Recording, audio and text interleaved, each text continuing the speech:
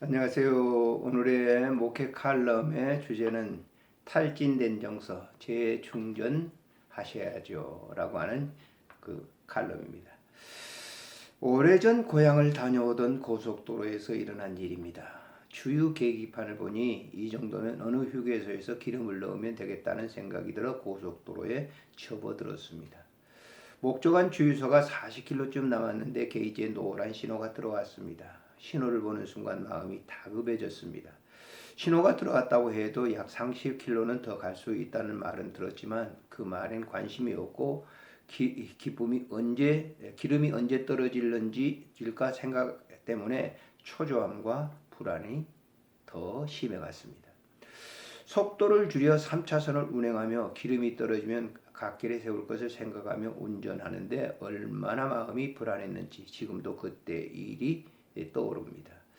사람의 정서도 그런 것 같습니다. 정서 탱크의 바닥이 나면 불안과 초조가 급기야 우울증으로 인한 심각한 질병에 걸리기도 합니다. 초기에 정서를 재충전해주면 회복될 수 있지만 그렇지 않을 땐 자칫 폐인이 될 수 있습니다. 우리들이 살면서 때에 따라서 배우자의 죽음이나 이혼, 원치 않는 사고로 인한 죽음과 장애, 실직 등 커다란 삶의 변화가 있게 되면 정서적으로 빈곤한 상태에 빠지게 됩니다. 또 이런 큰 일이 아니더라도 식구끼리 떠나는 휴가나 결혼과 출산, 양육 등 즐거운 일이 있어도 정서적으로 지치고 바닥나는 경우가 많습니다. 그러기에 아이를 양육하면서 우울증을 앓는 주부와 조모들이 많아지고 있는 겁니다. 아는 친구 중 사역 중에 일어난 어려운 일 때문에 정서적, 영적으로 소진되어 있었습니다. 이것은 일반 직장에서도 자주 일어나는 일입니다. 직원 누군가를 해고하거나 또는 다른 일을 재조정해야 하는 일이 생깁니다.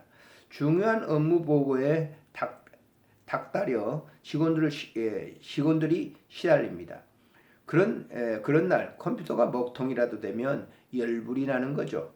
이런 일은 가사에서도 일어납니다. 개수대가 막혀 물이 2로 치솟는데 배관공은 일이 많아 주말이 되어야 시간이 날 것 같다고 말합니다. 아이들의 잔병은 끊이질 않아 병원에 가야 합니다. 좀 큰 아이는 컸다고 밖에서 사고를 치고 들어옵니다. 이런 상태에서 정서적 고갈은 아주 심각한 결과를 초래할 수밖에 없습니다.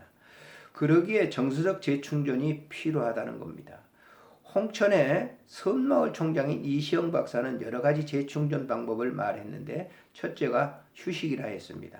바닥난 정서는 알약이나 주사 한 방으로 해결되는 특효약은 없기에 그 환경을 잠시 멀리하고 긴장을 풀어주는 휴식을 갖거나 임시방편으로 발을 책상에 올려놓아 심호흡을 해서 복잡한 업무를 잠시 내려놓고 자연스럽게 평상 정서가 돌아오도록 해야 한다며 만사를 제쳐놓고 낯선 곳으로 휴가를 떠나는 것도 한 방법이라고 했습니다.